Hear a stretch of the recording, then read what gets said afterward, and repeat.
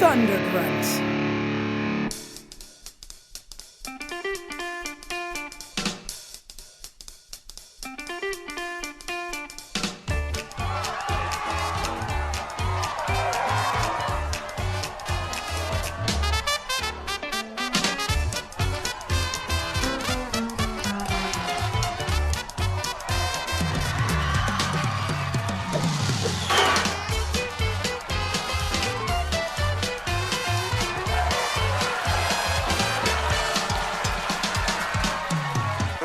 Hey guys!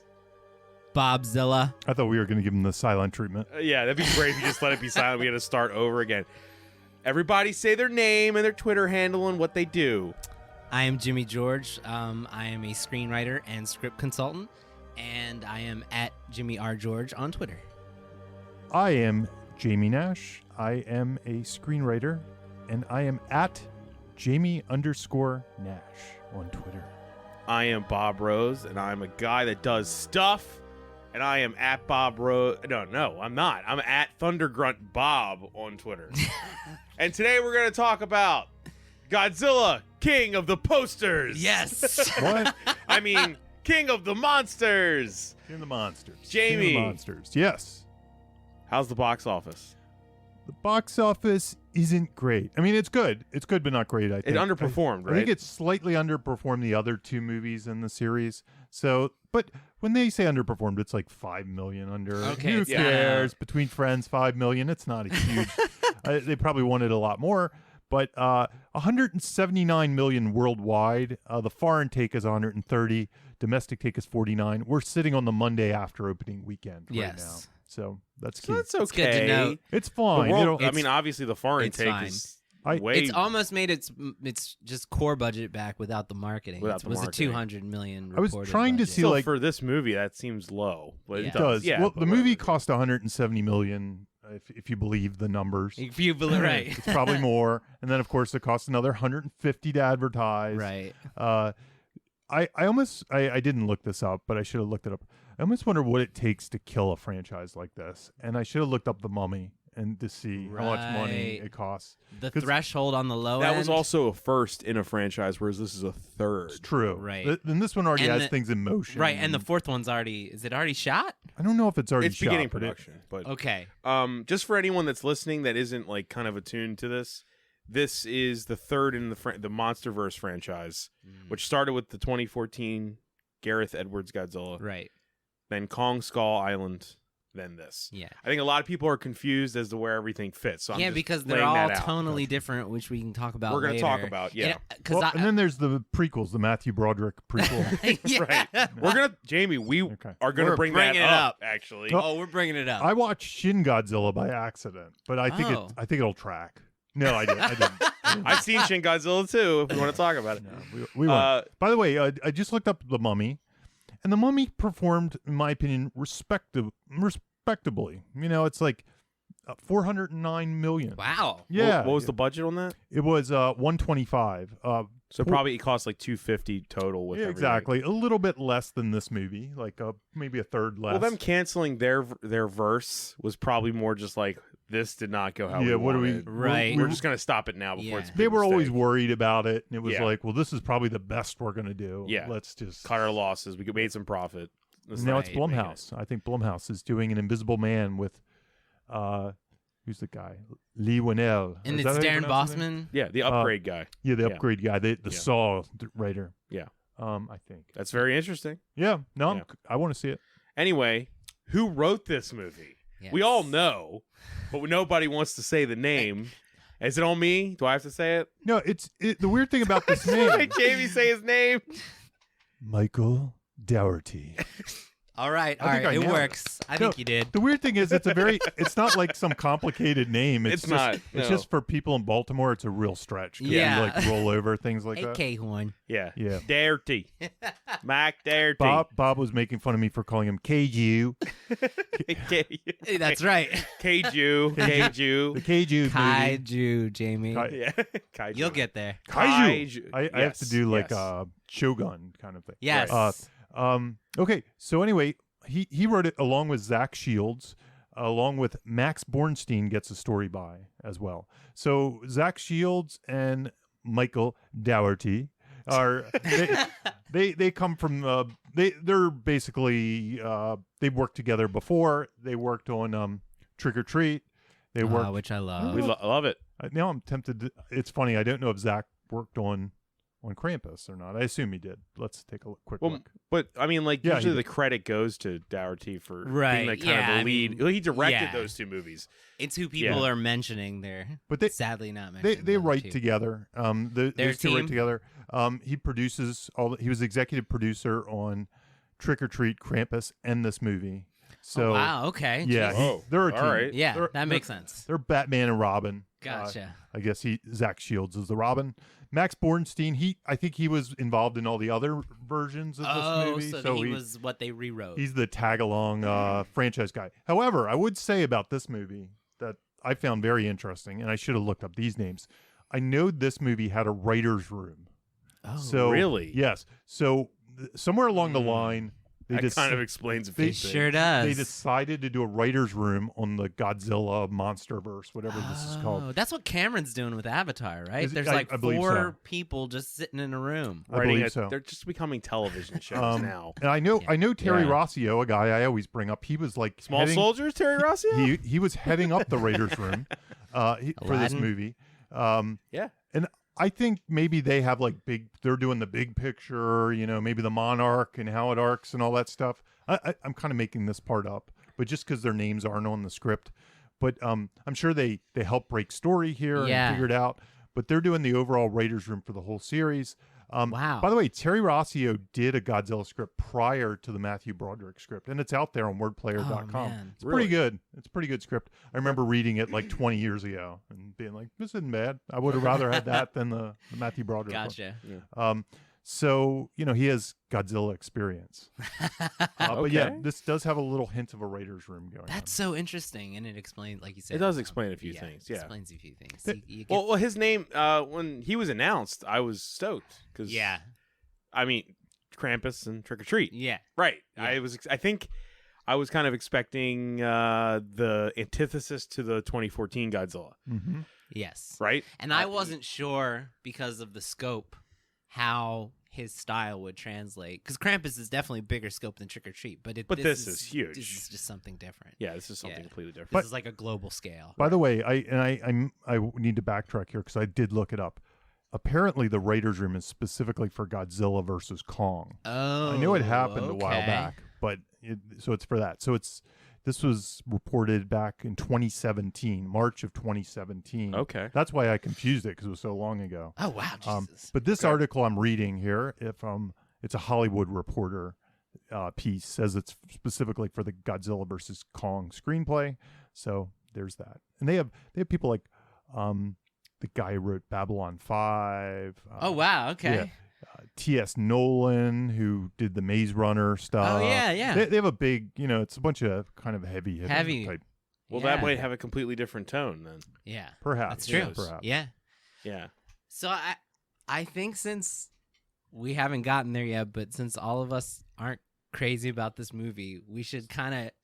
Where do you sit on being a Godzilla fan, both of you guys? Jamie, you want to go? I know your answer will probably be shorter than mine. Sure. I was a huge Godzilla fan as a kid. I came up on Ultraman. The Godzilla movies played regularly on Saturdays. Very rare that I ever saw a Godzilla movie in the theater. They were always on television or then on video afterwards. I did go through a series of time where I kind of, probably in high school, where I watched them all end to end to end. I watched the cartoon with Godzuki. I had the big plastic doll. Yeah, man. I was That a big big fan. plastic doll. Everyone had that, didn't they? Yeah. I wanted it, but never got it. Oh, That said, and that's why I hate Godzilla. yeah, that Right. said, I don't know the ins and outs. Like, if you quizzed me on Godzilla and like what the movies did, Right, or right. even the names of the monsters, I'm not so good at. Right. I'll be like, oh, the big robot one, Yeah.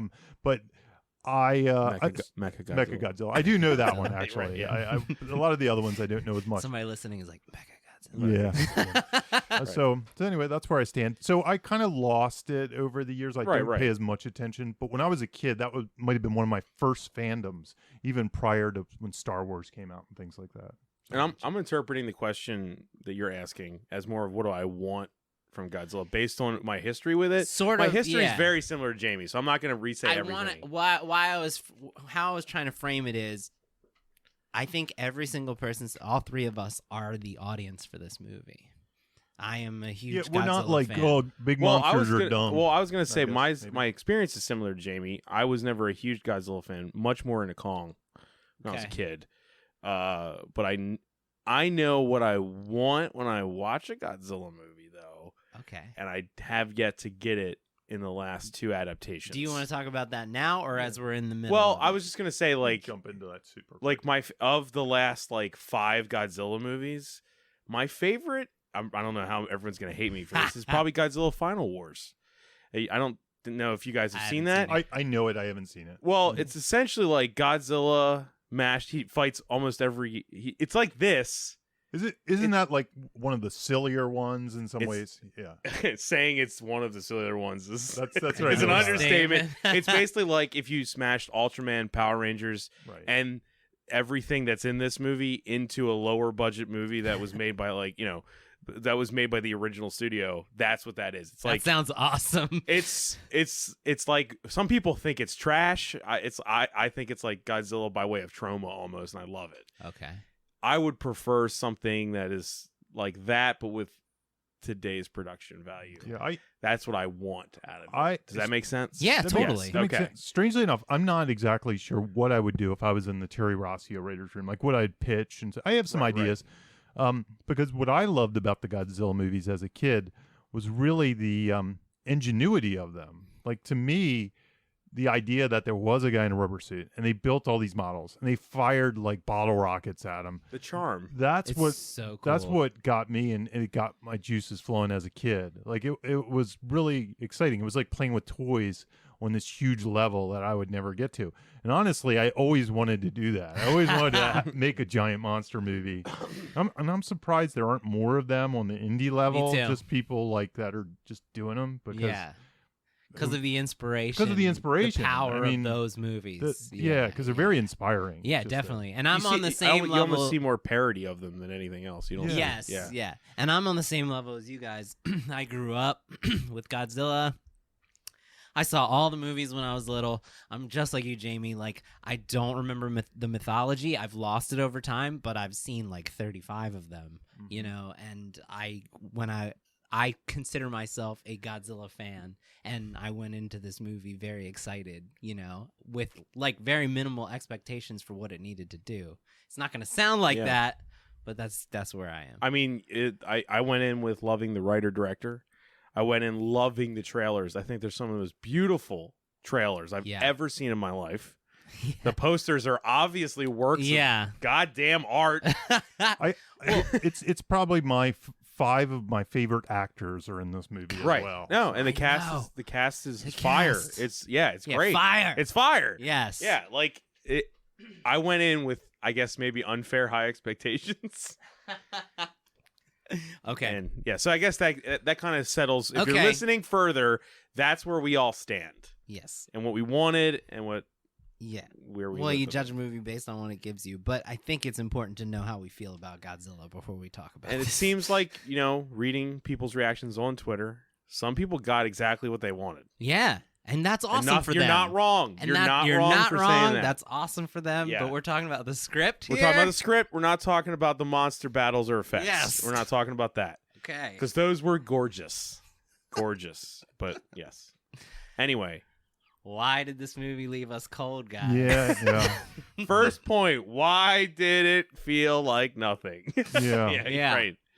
Yeah, I as I watched, I was almost trying to dissect it while I watched, but I was, there's enough cool stuff to watch that definitely I couldn't do too much, as much as I normally would do.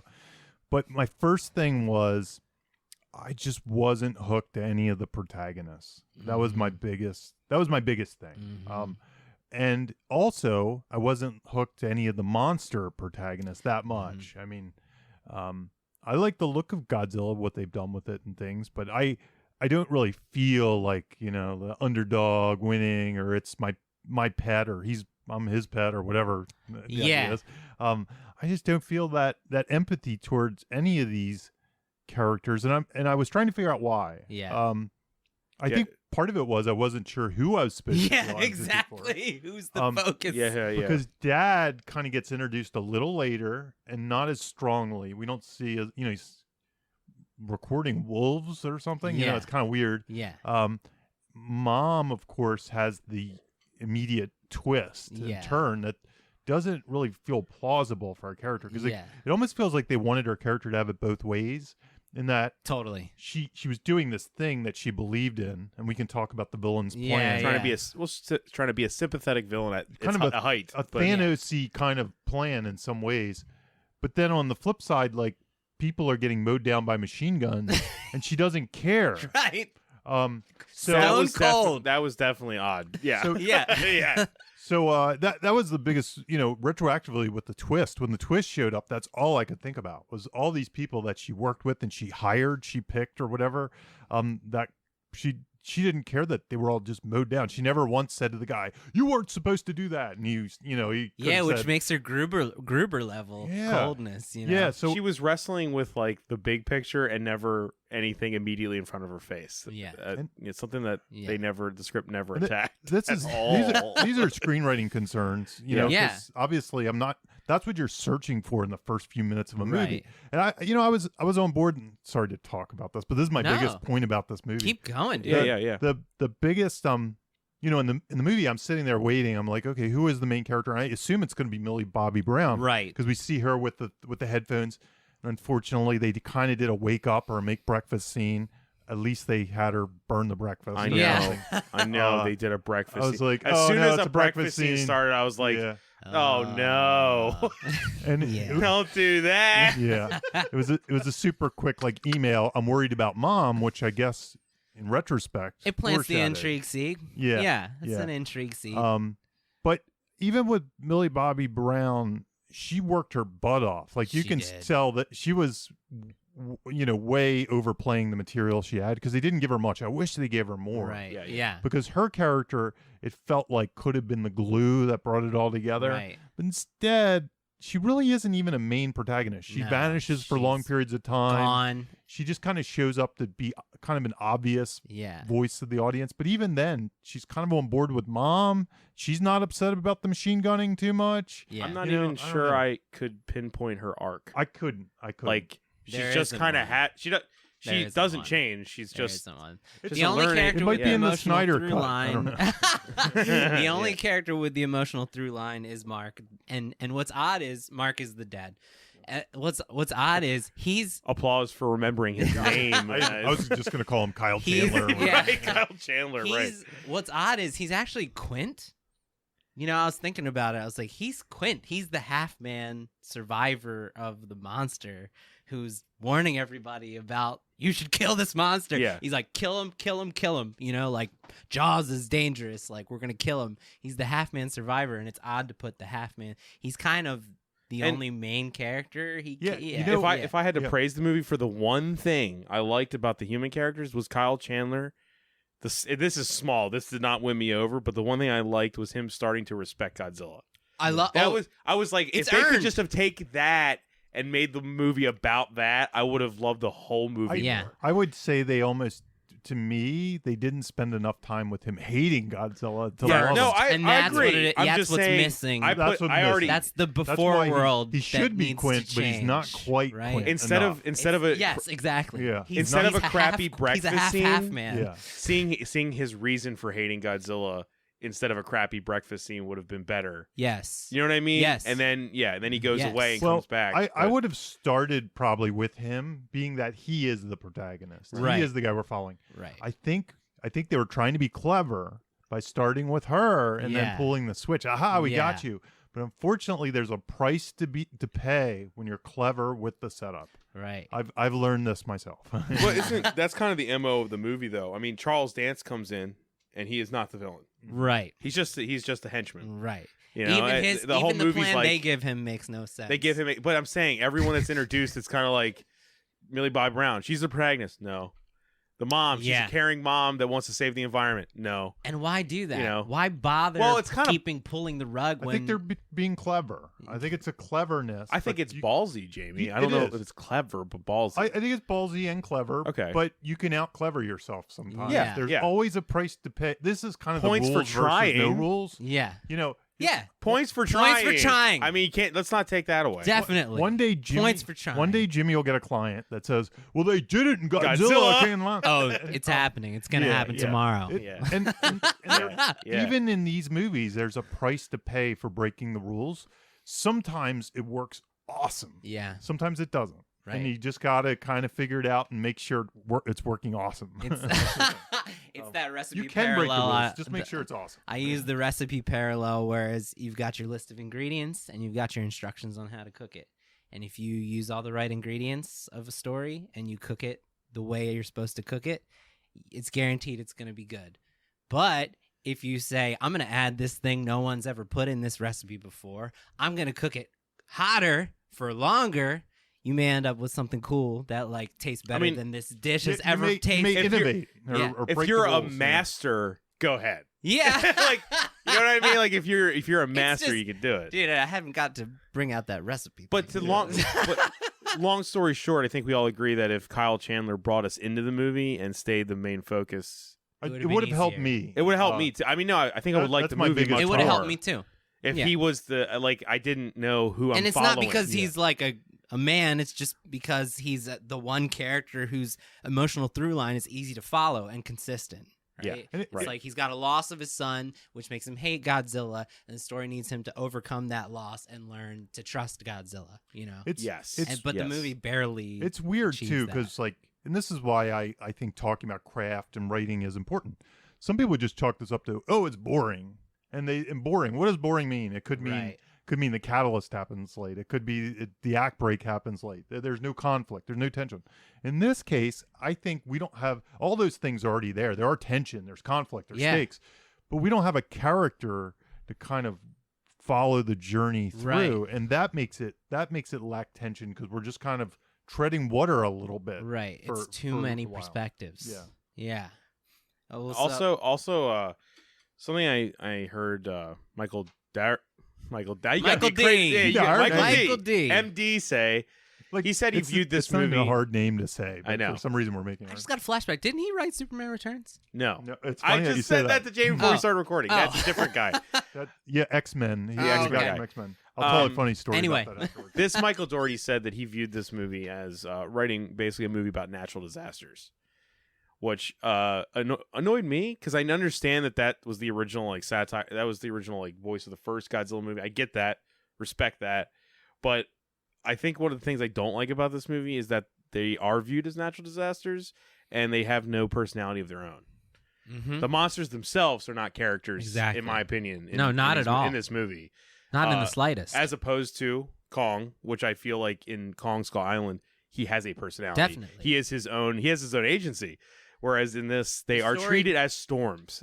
Even though Yeah. I mean, yeah, like one Well- of them actually has a storm following them, but that's something that obviously affected the script to the point where I was disinterested because I'm like, if they're just nameless things that are just, beasts that have no conscience, whatever, I don't care. Yeah. That's how they viewed them apparently. So That's so. that shows. yeah, that makes me feel like I'm not interested. I So, even yeah. wonder if I don't remember the first movie in the series well enough, but it felt like that was true of that one a little bit too. I don't like that movie, but I think Godzilla had more of a personality in that Mhm. movie.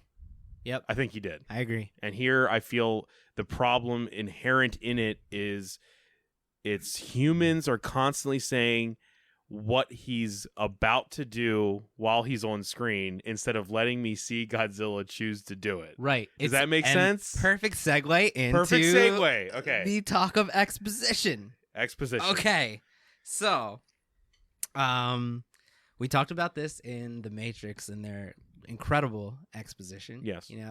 That Scott Myers from The Blacklist exposition techniques, which is the way to make exposition entertaining is to use fascination, mystery, revelation, conflict, action, and humor so that all of these info dumps are easy to absorb and entertaining, right? But what this movie does is just give us one like talking head scientist boring exposition dump after another. And they try to make it visual, right? So they give us like, but it's just like a PowerPoint presentation. And the problem is everything they're showing us is always playing in the background anyway. Like everything in the background of every scene is a bunch of pictures of monsters and diagrams in the background of like every character talking for like this whole movie. So when they're like, and here's this monster and here's some pictures of monsters and some diagrams about it, you're like, well, what's the difference? I've just been looking at diagrams for 10 minutes. Right, none of it sticks. I wanted to use the example of Charlie Day in Pacific Rim, right? How Pacific Rim, similar story, right? Similar premise. How they make it It's kind of the interesting Godzilla movie I want. Right. Same studio. Right. Same studio. Yeah. Yeah. Holy shit. Legendary. There oh was my also gosh. talk of merging the franchises. That would have been great. That's I would have not gonna loved that. It's not going to happen, I don't think. But, So yeah. that movie, okay, so this movie has 5 main scientists. Godzilla, the King of the Monsters, has 5 scientists plus Mark the Half Man, who's also spouting exposition. So they have 6 Right. characters whose main purpose is to tell us what Godzilla is going to do, tell us what Mothra's going to do, tell us about this. In Pacific Rim, they only have 2. And Charlie Day, he's like comical, and every single time we need to learn something about the monsters, it's like in some crazy situation, like he goes to Japan and he's got to get like a body He's part not just from comical, a dealer. He's got a comic obsession. Right, comic obsession with the A monsters. term that we've used several times. On this Exactly. podcast. Yes. Yeah. And then Yeah. not only that, they psychically link him with the monsters. So we're able to not only see what the monsters see through his character, we're able to understand their motivation and their goal, like what the monsters are trying to do and how they feel about us. So we completely understand the monsters, but it's told through exposition. But that movie, you know, that's fascinating, right? That's entertaining. That's interesting. That's humorous. This movie, it's literally just one exposition dump. That movie is a very different tone. Yeah. Very different. I mean, yeah. But I mean, I wish I had I was at one point I was like, let me just start counting the exposition dumps because there's so many. The other thing I noticed about this movie, not as much of a writing thing. I have a feeling it's an editing thing. You and I talked about this online not too long ago. I felt like it was going at a breakneck pace to squeeze all the information in. Like they were just going bam, bam, bam, like moving, like lots of scenes. Yeah. It didn't feel like the movie was moving at a breakneck pace. It actually felt slow. Right. But it was because it was stacking exposition and things like that. And it went back to that thing. You know, we were having a discussion on scene length. And I think I mentioned that Terry Rossio, a guy we brought up here, he once said that movies, the scene length keeps getting shorter and shorter, and movies keep getting more and more stuffed with scenes. Yeah. And that's just part of storytelling today. But I noticed that with this one, it felt like the scenes were really just super fast. Yes, and, I agree. So that it's interesting that was I'm to not a sure fault. I'm not sure that it was to a fault, but it was just something I noticed that it was like it seemed like they had so much exposition to get in and stuff. They had to cut the scenes super tight. edited. Yeah, it was really tight. Yeah, really that's tight. so I didn't. And yet the movie doesn't feel fast. It doesn't feel No. fast, which is a weird dichotomy they're there. piling on so much. Yeah. It almost information. feels like it's fixing a mistake. Like if let's say you wrote the first act of a story and it was 60 pages long and you knew it was wrong, but instead of restructuring it, then you just started to chop pieces in here and there, and it was just, and you start losing emotion, I think, and humanity from it. Yes. Yeah. Anyway, it It's contributed to the coldness I felt towards the story.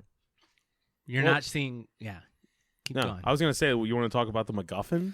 The MacGuffin here? So I just thought it was a good example to bring up. You know, we haven't talked about MacGuffins in a while.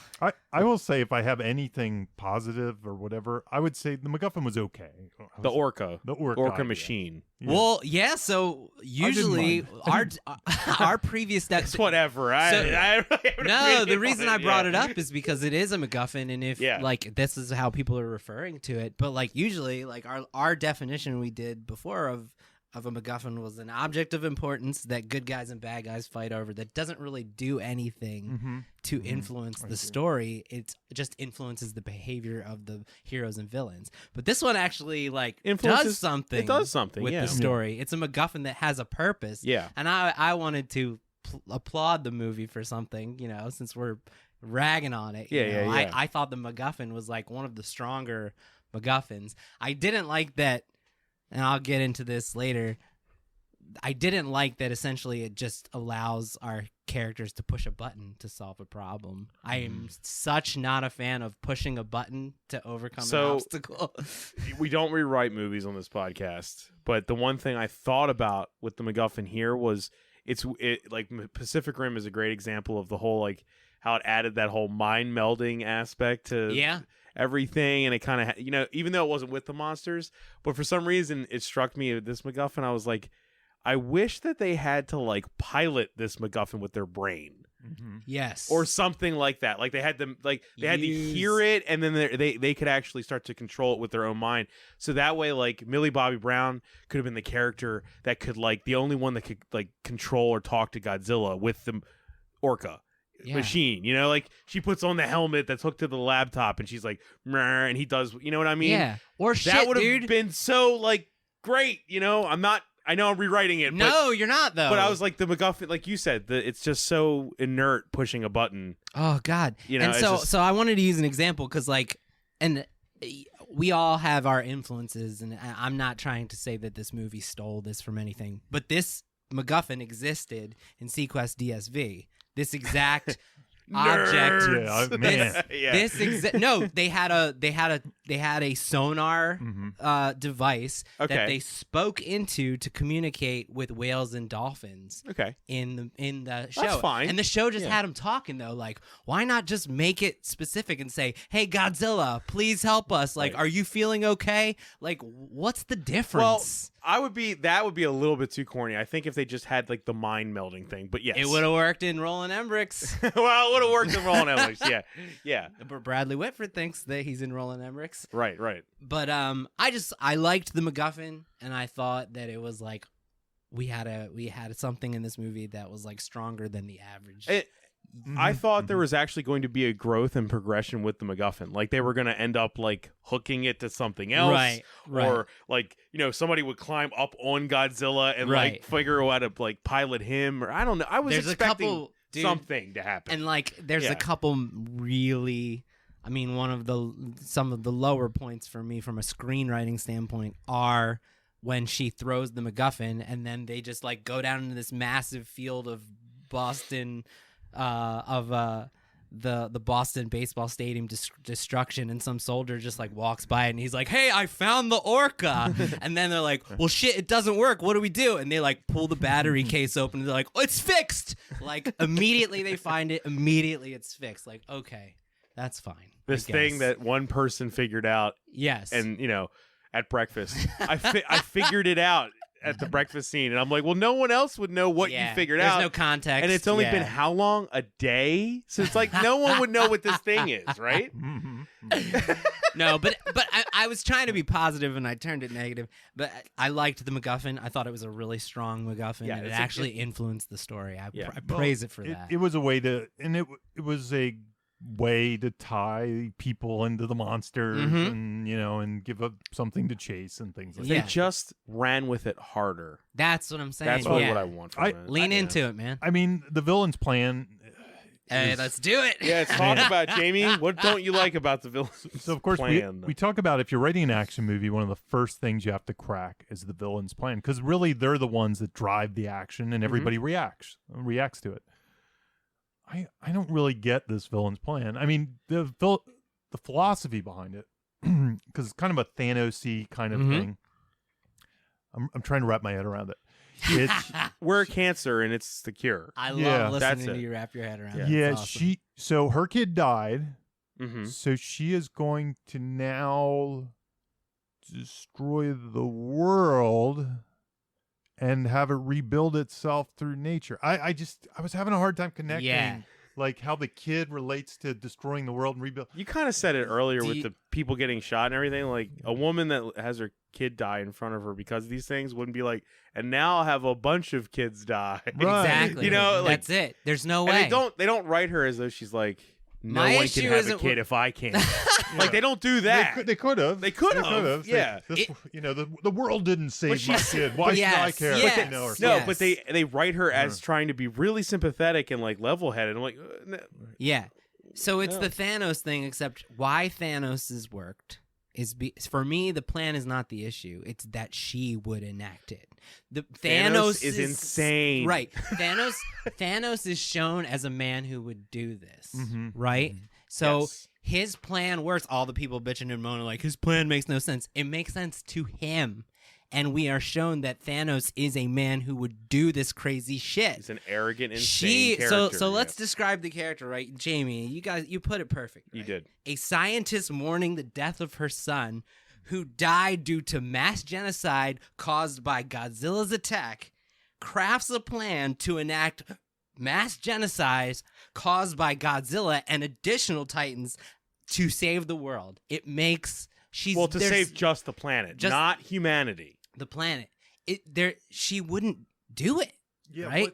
What about your kid dying then leads you to save the world, Right. nature? It just Right. Well, doesn't. I think you Yes. really have to add in like that the character mental, wouldn't make that choice. the mental structure. They're not writing her as somebody who has lost it. no. That's what, She is being yes. written as a sane character. 'Cause look, and therefore these don't. It It doesn't. rings false. It doesn't. Yes, it she rings false. certainly. Yes. She also is killing her daughter, Millie Bobby Right. Brown. What you're so She so seems you're, to care So you're going. You about- care Doesn't about. make any It doesn't sense. make Right. any sense. You're shown Yeah. scene after scene after scene how much you care about your daughter, but you're enacting a plan that essentially is inviting the same fate that happened to your son. Like she wouldn't enact this plan. It doesn't. Also, like, Yeah. if We're- you- that's why it doesn't. also it seems That's like why the Thanos plan works and this doesn't. They're very similar plans. The people she needs to help her with this plan, aka Charles Dance and his army. It seems like if they knew what the plan is, Yeah, why did they? that want this why one? would they agree to it? Like they're selfish Yeah. bad guys. Yeah, Yeah. We're They're gonna blow up everything on Earth, and you don't get any of the riches and terrible Yeah. things you like to indulge in anymore. Yeah. Why are they helping? Yeah. It's It doesn't make sense. It's- yeah. The it's almost- motivation. It feels like they need more of an Ed Harris, The Rock kind Yes, of character or something yes. going on. I don't know. Right, They- which is the a very swagger- well written movie. One of the best. Sorry, Absolutely. sorry, everyone. Absolutely. We should He's do a great, it. We should he do is it a great someday. villain, He's and one that of the best villains. He's one a of the fantastic best. villain. Yes, And we should do that. we should do the to Rock some one time. I would We should absolutely do love it. to. Yeah. Yeah. So sorry, so you Jamie, guys No, sorry, I didn't mean but to you scream. guys but you yeah. guys I'm just both still baffled. you guys still trying both to hit figure the You it can nail see on the Jamie's head. face right now. He doesn't I'm know what puzzled. to say. And so you said it perfect. If Hans Gruber's plan sucks in Die Hard, Die Hard is not a classic movie. No. Right? I- And I think it's also why the twist doesn't work. right. And the worst thing is they hang on to this kind of her plan is reasonable moment to the point where they give her redemption in the end. And really, she's a psychopath. Right. That doesn't You know get what? redemption. That's why we don't care Jamie about just it. ruined this movie. I think I hate this movie now. I didn't hate this movie going in, but you saying the Ed Harris comparison, like how much better of like a moment where she's gonna push the button and let it all out, and then she's like, and they don't meet her demands, and then like Charles Dance is like, what about our money? What about whatever? Yeah. And then she had, you know what I'm saying? Like Yeah. that moment doesn't happen or come to fruition at all. Yeah. She just does it. Right. She's Ed Harris if he blew up the city. Yeah. No, exactly. That's what I was like, yeah. Like at that point, you're just like, kill him, please. No. Oh my god. No, Oh. but Jamie, you said it perfect as far as the death, and we can circle back to it, but they essentially are like, okay, what if it's the equivalent to like Thanos undoing the snap after he did all that stuff, and then Gamora and Nebula and the Avengers mourning the loss of Thanos, Mhm. and the audience being expected to be cool with, Right, and right, be right. like, oh my god, I'm so sad he's dying now because he undid the oh. snap. He Right. was a nice guy. I'm Right. sad. It Yeah, rings false yeah. once again Yeah. because she deserved her fate based on like cinematic rules and language. Right, It's- right. Yeah. It's also why Millie Bobby Brown, who again I think could have really saved this movie in some ways, her character is just so weak because she's following her mom, and then she's not, and then It doesn't go beyond. There's like 2 moments. It's, I think I'm worried about mom, and then she says you're a monster. it doesn't feel like she's in the dark about it either. And mom's planning on killing her, and she's I don't know. It's like mom's almost like Jim Jones at that point. Yeah, right now. For your own good. That's you well should. put. Yeah. It's really strange. Ah, man.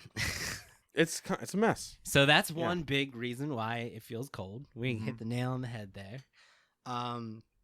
Choices is what I wanted to talk about. Choices. Talked about this before. Character this is choices. A big deal for me. So that's one huge choice I don't believe that's in the service of the story, that rings false, because based on the character we're shown and the history of her life, she wouldn't choose to do this, right?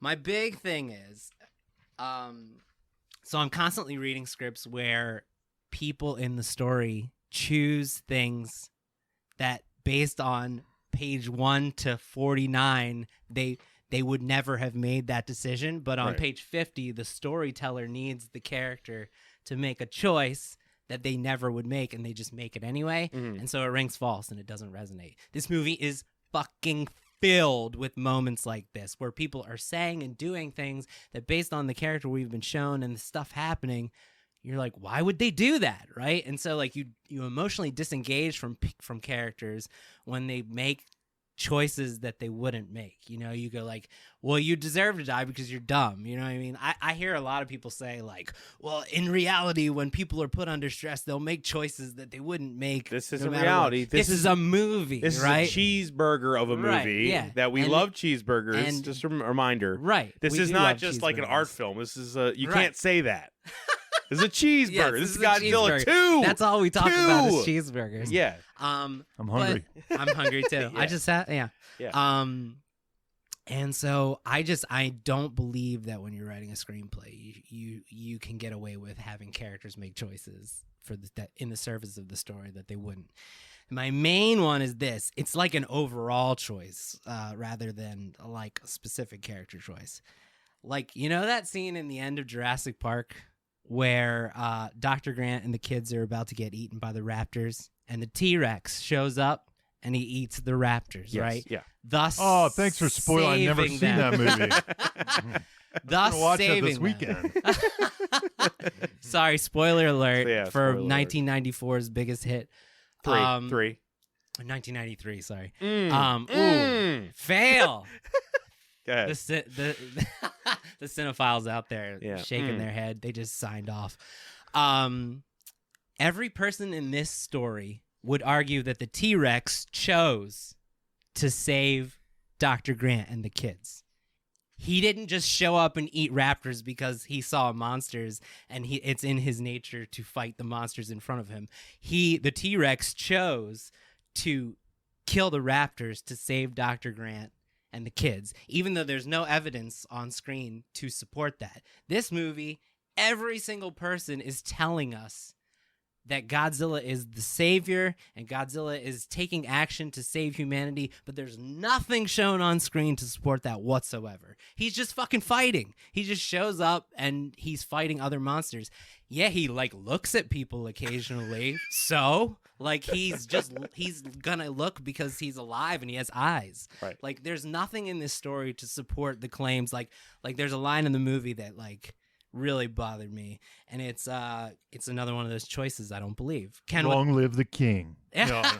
That's one of them. But Ken Watanabe, when he's explaining why he's willing to kill himself for Godzilla, he says he died for us to save us. Where? When did that happen? The first movie? I don't. It was probably in that nuclear explosion that happened a few minutes before. The movie I guess. is trying to say, even though nothing has shown us that he's doing this for us, that he's our savior and he's our God and we should worship him. But there's just no. The movie doesn't do enough to show his character, how Ken Watanabe's character sees Godzilla. Right, at all. He's just Like, kind of talking about him. It's kind of, you'd have to watch the first movie to even get this, so I'm not going to throw too harsh of a snowball at this movie for that.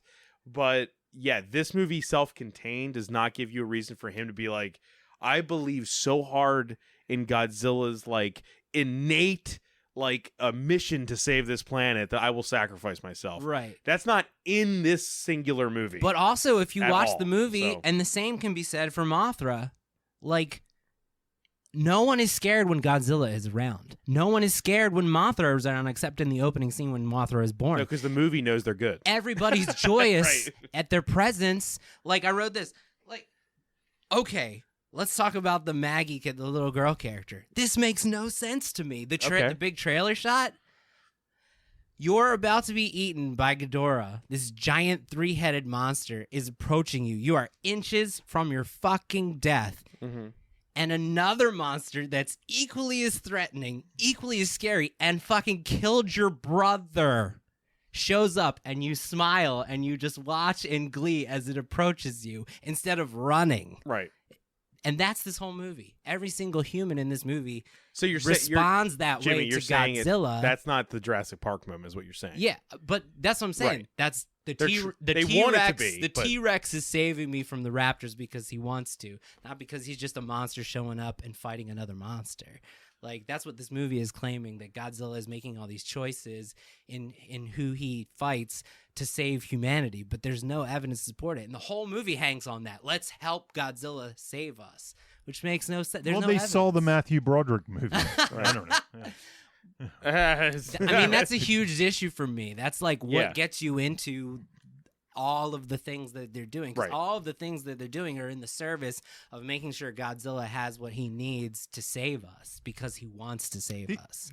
But there's nothing to prove. They don't show us that. Talking through this too, it would be nice to have dilemmas. You know, action is character, like things like the Kyle Chandler character. Like if he could be the one that is sitting on the button to destroy Godzilla, but then decides not to for some other reason and things like that. Because he hates Godzilla. Right. Well, because he realizes that, you know, the death of his son was, this thing is a beast. I appreciate beasts because I watch wolves in the forest, and I understand that Godzilla is just as innocent Right. as the wolves, and he is a miracle of nature just like Making them. the parallels. That parallel was so obvious to me, and it's not explored at all. Mhm. And Right. they take time to film Kyle Chandler filming wolves. I know. And I'm like, why is that not? And you know part of what? this. Maybe it was there on the page and they cut it. It might and have they been. added it. It might have worked on the page. And like It might lots have. of this stuff, maybe it was there on the page and they even shot it and they, you Yeah. know, It's- yeah. we dissect story after the edit. after so. what ended up on the screen. But so that was like, that's a huge issue for me.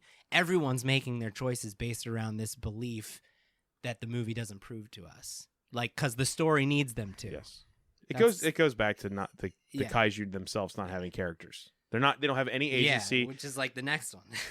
Oh yeah, let's talk Yeah. about let's talk about that. Yeah, because we already talked about the waitlist deaths. I feel like we talked about that. So, Bob, you brought up before we started, it's not on the list, but this kind of goes hand in hand. What do you think they were trying to do? Yeah. Well, I said that we should maybe add it to the list. And 'cause- that's so I wanted to talk about Monarch and the Titans execution, right? Because, like, for me, the mythology felt flat. What about you guys? Did it feel? It's I'm indifferent to the monarch thing. Like it's just this. It's a yeah, symbol. to me it's like Yeah. a big. It's not exciting, but it's not like the Empire in Star Wars. Right, where I'm why like, is I this feel that, like though? Monarch's going to be interesting like 2 movies from now. Strangely, I yeah. talked about the Mummy. They were setting up the same kind of exact right, thing, right? yeah. They Yeah. had because didn't they have a scene with The Russell best scene Crowe? in that movie Yeah. was that scene. I can't remember. Yeah. Because that was the Jekyll and Hyde scene. Yeah. Russell Crowe. I'm sure they had like a cheesy name, and we're here to fight the monsters. Yeah. We've been monitoring them for all. It was kind of the scene from Van Helsing too, but Yeah. it's the But same. all yeah, these movies, that's- yeah, all these movies. have But that. I guess I was asking, like, why do you think it didn't connect from a writing standpoint, rather than what you felt about it? I don't know that it's weird. I don't know that it didn't connect, or it's just I've seen things like this so many times that it's almost like the obvious low hanging fruit choice. You know what I mean? Yeah. And I don't even mean that in a bad way. I might have made the same choice if I Right, was in that yeah. writer's room, but it's It's also- serviceable. But I think they could. It's all about the execution. Yeah. I think you know what? Really, the human characters almost end up being like in a Star Trek spaceship the whole time. It's almost like a Star Trek movie. Right. They're in some weird That is bubble where they're perfect together. way to describe Yeah, it. no, describing. They're pushing That's- buttons. They're reading diagrams. And talking amongst they're themselves. talking about yeah. what's on screen. And the weird thing is, we haven't talked about any of those other Star Trek crew characters, No. but they're really the main characters of the movie. Like, if I was rewriting this movie, I probably would adjust it and like, let's make the crew and the camaraderie and the debates between the philosophies all the Yeah. movie. Make it a But- team movie. Yeah, make it a team movie. It feels Well, like that's what they're trying to do. I don't know. Yeah, I think it goes back. I think this MonsterVerse is trying to be the MCU, right? It's like they're trying to make MCU out of the monsters. Right? Well, it's trying to And replicate that. That's what I mean. success. That's what I'm success. saying. Yeah. Shield The is story- another Shield, example, right? Monarch Yeah, it's is the same this thing. version's Shield, right? You guys And, know like- Monarch was established in the other movie, right? Yeah. Okay, yeah, I'm making yeah. sure you know No, that. no, Okay. I know. So that's why it okay, carries over. It's like a shared Right, universe, yes, yeah. It carries over. And Monarch, I believe, is even mentioned in Kong. No, It is. totally. Yeah, No, it's because they're totally. I think it was it Kong that showed up, or was it the first movie's after credit sequence that they? No, it's the first movie's after First credit movie's after- sequence, and Kong. It's Kong is about John Kong is- Goodman. yes, working who's for, yeah. Yes, working for Monarch. Yes, yeah. yes.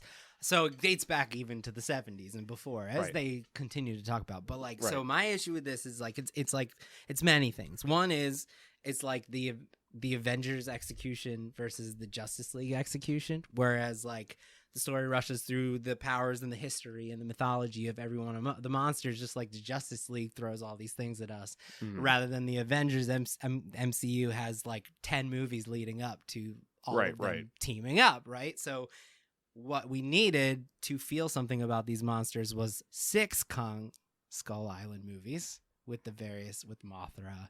We needed a Mothra movie in order for it to resonate the way that I this think we movie needed wants us to. Three. We needed Ghidorah, Rodan, and Mothra. Yes, perfect. Yes. And then because this movie thinks we're going to resonate with the monsters the way that we resonate with the Avengers. I feel like this movie thinks it's. I think it wants us to. That's what it thinks. It wants us to. Thinks it does. Or yeah. even just replicate the old Godzilla movies that set them up separately, and then brought them all together. Yes, You know, they- and why not? More money for them. yeah. But I guess it's more money to make. Yeah. But so my main problem, and I really believe this. I don't think this is what they were trying to do, but I think this is what they ended up doing. I think they think they're making an Avengers movie with the monsters, except they placed the scientists in the Avengers roles. So they think that we're here to see all the monsters battle, and we care about the monsters, but what we end up watching is a bunch of scientists talk and push, like, our heroes' powers displayed are like their intellect, and they just like push buttons and talk, and like that's it. That's like all we watch for most of this movie is people Right. push buttons and talk. and they are the Avengers in the story. They are the team, right? It's 5 scientists. One is like the lady who's like the mythology lady. She's always showing us pictures of like ancient East artwork. And then you got Ken Watanabe, who's like obsessed with Godzilla specifically. Right. And then you got Mark the Half Man, who like has personally experienced face-to-face contact with the monster. Right. Like you have this team of scientists that ends up being the Avengers. And that's why it's boring, because all we're shown for them trying to like succeed is pushing buttons. Right. You know? Yeah. I think you're right. I think Justice League is an apt comparison, because Justice League, they saw what Marvel was doing and kind of rushed to get the Justice League. Yes, exactly. This movie kind of is the same. It's like we don't have time to do another Godzilla 2. Yeah. We got to get to the one that's going to bring people in. There's part of me too that I'd feels probably like compare it more to Kong Batman almost- versus Superman than Justice League, but Gotcha. yes, I'm agreeing with you. I just think that see to that, me would be, that was like trying to bring it hard to Justice League. That's true. That's what this is doing. Whereas That's Justice true. League would be the Godzilla versus But- Kong. Yeah, but that's see, good. see, to You're me, right. and I don't mean to give Justice League credit. I partially think Kong versus Godzilla is Batman versus Superman. Oh, and gosh. they reversed it. They reversed it. Okay. And there is a part of me watching it. I'm like, shouldn't Kong versus Godzilla be first before all the monsters are unloosed? It does You make know, sense. It seems weird to then do Yeah. Kong second. It definitely feels like 'cause- there's a missing movie Because now in between. they gotta just be like, well, all the other monsters. Kong told all the other monsters to go away, and they did. And now he's gonna fight. Though it seems like you they're know. almost doing a Monster Island story Yeah. at Skull Yeah. Island. So yeah, that's it probably won't. much like Batman versus Superman won't just be Batman. It'll be all the monsters again. The release thing might not be a writing decision. It might have been like a production decision. Oh, sure. Like we only will have this movie ready, so we have to do it like this, Right. type of thing. Yeah. I agree. Yeah. It doesn't make sense that that the next movie wasn't just you got one Kong movie, you got one Godzilla movie, then they both fight, and then whatever happens there, then you have all the monsters unleashed. You know. Yeah. I don't know. So why I don't know. we talked about the people in the Avengers, but even the monsters in these movies, the fights are kind of just flat. They're not that exciting in some ways. They're gorgeous. When I was watching it the whole time, I was like, somebody did some beautiful concept art, and they are basically just writing to the concept art. So they're trying to hit these spots, like freeze frame. Bam! We hit it. Every frame of painting. Freeze right frame. there, Yeah, they're doing these paintings, and the paintings are awesome, and I think that's why there is a certain amount of Godzilla people that are like, these idiots don't know what they're talking about. They're giving us exactly what we want, and they almost want the posters. That's so interesting. Because I've heard of that argument a lot. Like, yeah, you guys don't understand monster movies. You know? This I is mean, exactly we what might want. not. We might not. We might not, yeah. Honestly, if you loved it, Jamie, and I like your sad Twitter guy voice. You guys don't you understand. guys don't monster understand. movies. That's actually my voice. That's my real voice. That's my non-radio voice. Podcasting.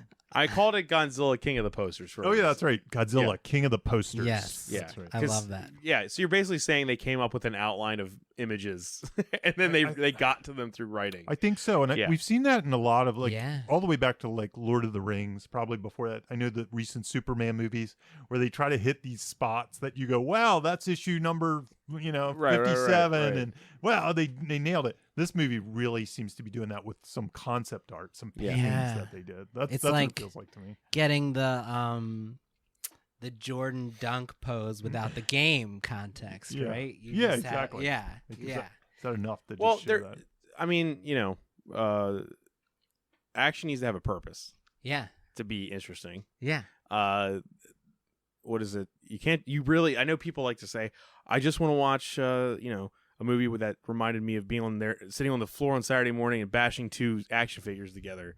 But really, that isn't that fun. No. Like, the truth you of the can only matter do it is for a few minutes that isn't before fun. you walk away. Well, And I don't want to keep repeating myself, have but Oreos. if these giant monsters are fighting and they have no agency or any type of personality, yeah. then you're just watching two storms collide, Yes. and it's like, can you just watch the weather?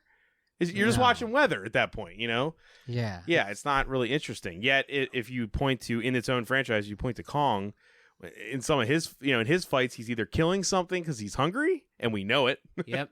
or he's killing something because he hates one of the human characters for a very specific Or he's reason. being attacked Or he's being and attacked. protecting himself. Kong, for me, Skull Island had a lot of the same problems this movie had with the human side of it. I mean, not as many, not exactly the same, but the That had a movie John was C. far- Had though, It did have John C. Reilly, Samuel and he had a Jackson. great arc. but that movie and Brie Larson with the camera. Yeah. That's right. But that movie to me was much more interesting because Kong was a very interesting character. That's what it And is. Every time he showed up was fun, and I was excited, and the fights were great, and it looked like somebody was dying to Also, like excite The, us. the Kong- Kong scenes took their time. They did. Also, Kong and Sam Jackson hating each other, brilliant. It's Yeah. huge. That Yeah, draws me it's right in. huge. Yeah. Yes. Yeah. It gives them both motivation.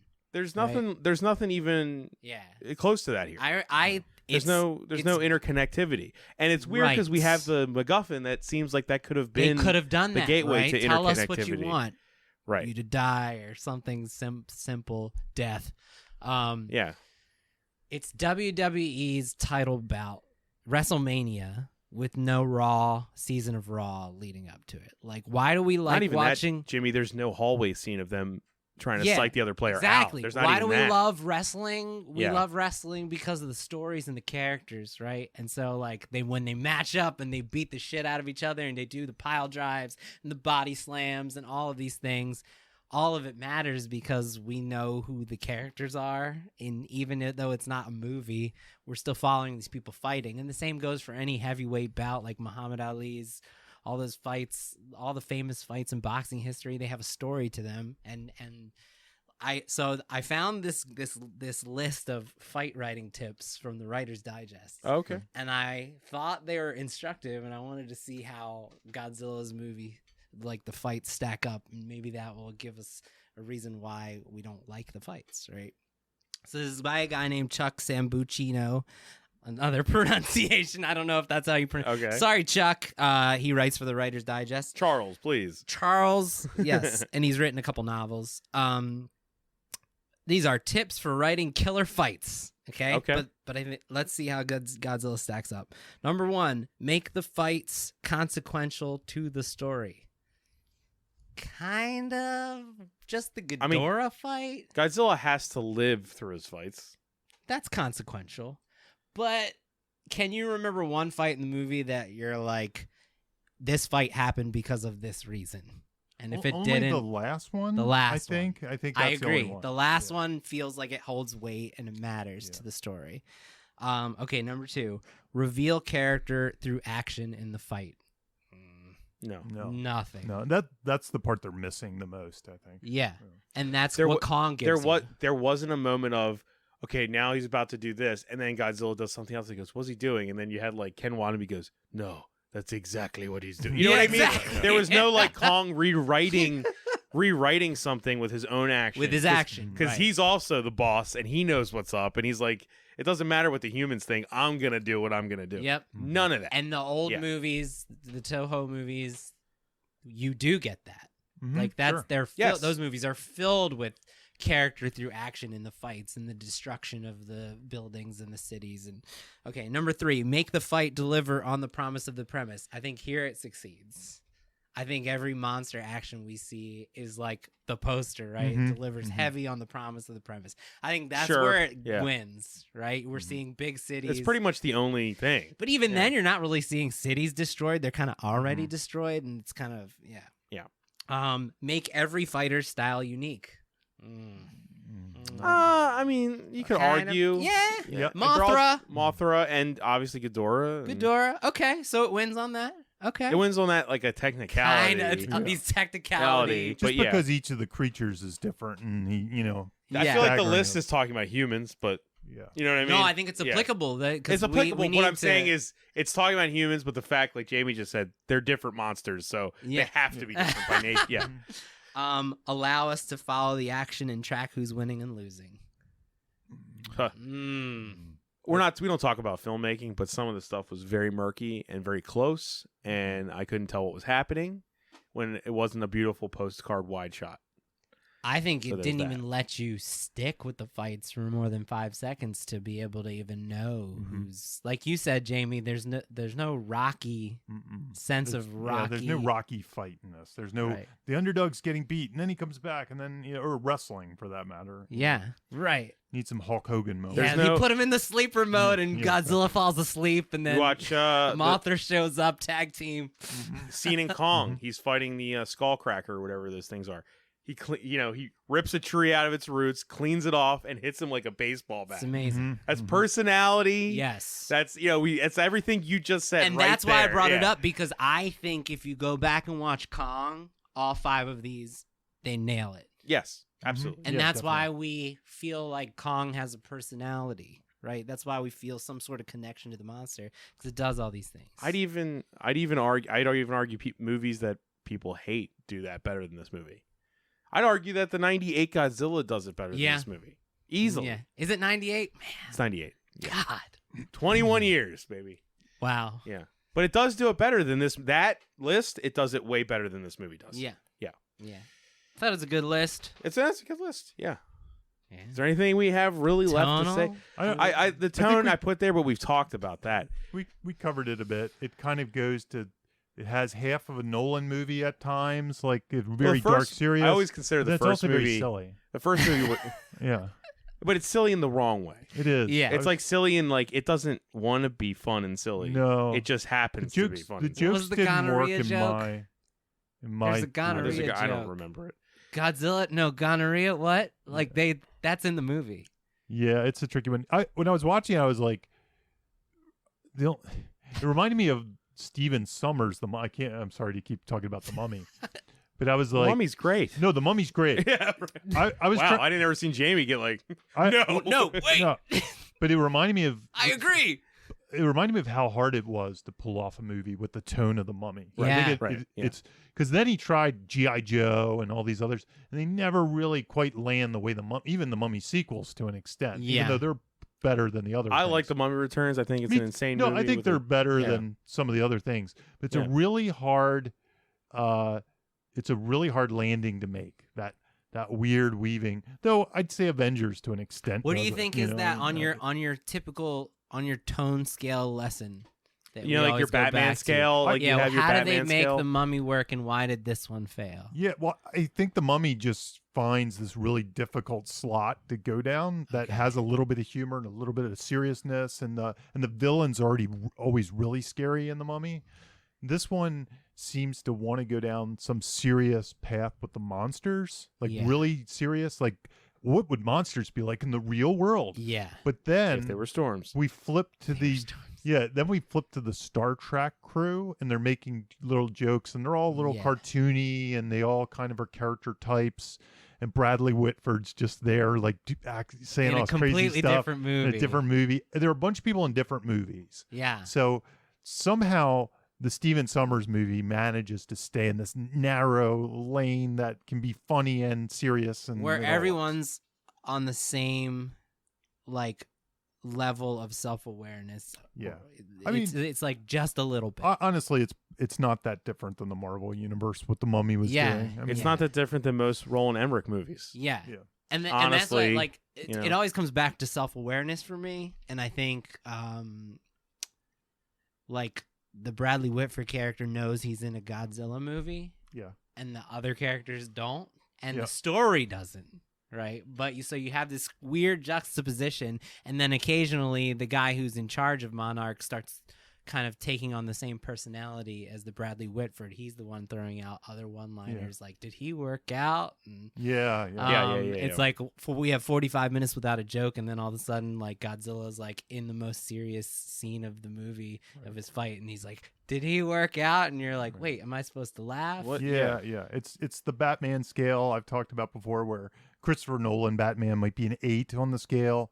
Adam West might be at a 2 or something. Yeah, And it jumps from like 8 to 5 to 8 Yeah. to 4 and it's like all over the place. and you said when you collaborate with people, you set I like to the nail down tone like You set the scale. tone. like out, what right. movie is this like tonally, so that way one of us isn't writing a comedy and the other's writing the I think serious that's so version. smart, Yeah. man. And the only way I can do it is through examples. It's hard to talk it through otherwise. You know, my buddy that I saw it with, we were talking about why we didn't really dig it when it was over, and he was like, "What did you want from the movie?" And I said, "I think the best way to say it is, well, you know how they play the song Godzilla during the credits, Mm-hmm. Yeah. the famous song. Godzilla? Yeah, I was like, the movie I want is when I want to see him climb out of his slumber at the end and become Super Godzilla, the explode, whatever that was, the super radioactive Godzilla, and I want that song to kick in there. That's the movie I want. and it feel like it matches with the rest. And of the yeah, I story. want the rest of the movie to match that tone. That sounds Yeah. like Thor Ragnarok. Yeah, Jamie, Yeah. I mean, like, You you just know said me? Yeah, no, I I mean, mean, scene when Thor yeah. and Led Zeppelin. No, yeah. no, that's basically it. from a Yeah. Godzilla No, I'm not- movie. Yeah. Hey, that's not a bad tone to hit. yeah, That's the tone that I 'Cause want. That's the kind where people in the audience are like, yeah, Yeah. You I want the wanted big a cheering cheer. movie. You I want w- the cheer. I didn't want a dire, serious, grimdark movie. I Yeah. wanted a cheering I movie. agree. I don't need the. No, imp- I think I don't you even nailed need it. the I think it's improv and the jokes. Even I just want Yeah. like the fun. yeah, the- heart, the heart. I want the And we- movie to be trying to have fun. Yeah, And How's that? I think it tries to have fun, but that's the problem. It's like my- It's not. Like my grandmother trying to have fun. It's kind of. it's half-hearted efforts. It's for half-hearted. fun. It's like it feels tacked on. Which coming Yeah. from Dougherty seems weird. Yes, He knows how to have considering fun. his movies are so fun. Yeah, Yes, he agreed. knows how to do this. Yes. So. And it should be said that when these guys, when any director Yeah. gets on these movies, Gareth Edwards gets on Rogue One or whatever, the guys on Solo, these are huge investments, $170 million. They can't just bring everything they have and like take control, even though we wish they could. They just don't let him do it as much. Yeah. So it's he probably I had feel to like do a lot of Kong is. compromising. I feel like the Kong is more of that. They brought in a guy that Yep. only had ever made one indie movie, and they kind of let him do his thing. Feels like an auteur. It feels right, and now they're taking control because like they've had 2 hits, Yeah, and now Kong they're doesn't feel like committee at all. no. And I'm saying like they're kind of like you said with the committee writing this stuff. Mhm. Now they're grasping a little harder, and I hope that it's not going to continue.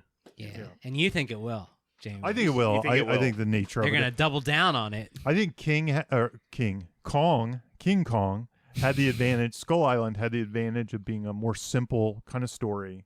Yeah. It was just a survival story. It was really simple, straightforward. It's like an Indiana Jones movie. So Yeah, that was a great take on it. yeah. Yeah. And the Vietnam War thing was kind of inspired. It was a creative Definitely. twist. To throw it Yes, in we there. haven't seen that version of it. Yep. We don't, and yeah, like having a We've character seen this like John version C. of it. Reilly. I was not expecting his arc or his character to be like that. I wasn't expecting that from that movie, Yeah. and it gave me something that I was not expecting at all. Yeah. This movie did not do that at all. Like Yeah. there's nothing that I kind of. Wow, I think we at great length explained why we did. Yes, why that is true. Yeah. Is there anything else we could talk about with this? I think we've done it. I What'd think you We've done our learn? job. We stopped doing the what'd you learn. What did you learn? What did I learn? I learned that. I learned that a MacGuffin can actually do something to influence the story, besides just have the bad guys and good guys fighting over it. Jamie? Jamie, did you learn anything? I learned that one day I would like to be in the writer's room for the next Godzilla. Yes. Oh, Just to hell yeah. test if I can pull off a better version, which I probably can't. Just practice playing Rampage on your old Nintendo. I think you could, Jamie. You would crush it, I could Jamie. be Yeah. in the back. No. I could be in the back and let everybody else talk. And every now and then I'd say, I got a joke. Looks like he's been working out. They write it down on a card. God ... Yep. Zilla. Wait, I gotta spin on that last line. It's gonna be "Hail to the King, baby." Just, I don't know. If I had to say something I learned, I don't really know. This was a really inert choice for me. Like Jamie, I know you had some troubles coming up with stuff. Mm-hmm. I walked out of this, I was like, I don't even know if I feel like I saw a full movie. Something about it. But what I do feel like I learned is that I don't think people know what they want sometimes. Yeah.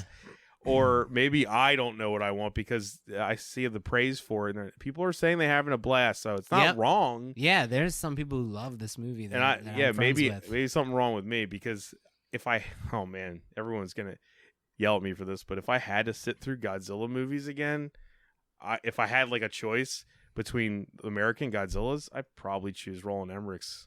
Mhm. I'd rather watch that garbage that's fun It's fun. Heart. than the grim, dark, serious stuff with Godzilla.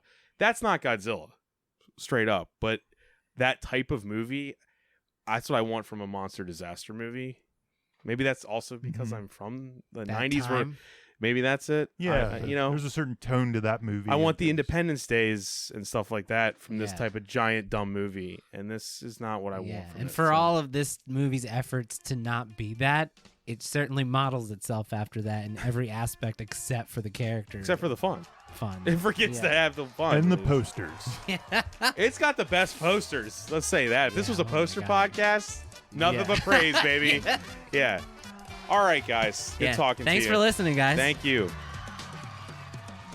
You have just listened to Writers Blockbusters, a screenwriting podcast featuring 2 professionals and another guy. Available only on Thundergrunt.